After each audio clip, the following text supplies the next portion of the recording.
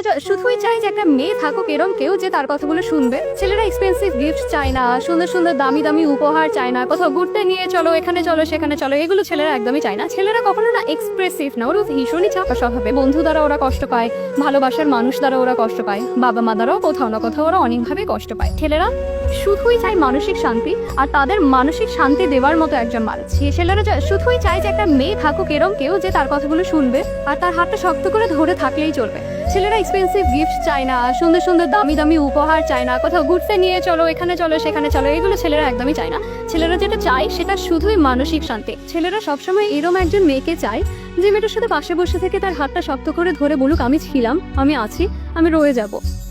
ছেলেরা সব থেকে বেশি খুশি কখন হয় জানো, বা সব থেকে বেশি পূর্ণতা অনুভব কখন করে, যখন একটা ছেলে 0 পয়েন্টে থাকে, ছেলেটার কাছে কিছুই থাকে না।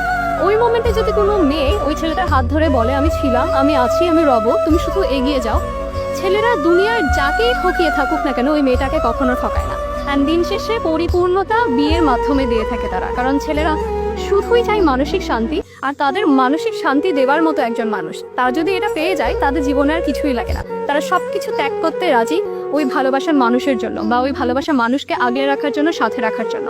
তো ছেলেদের মানসিক শান্তি যদি পেতে হয়, ছেলেদেরকে সাপোর্ট করো, সে যা চাচ্ছে তার কথাগুলো শুনো।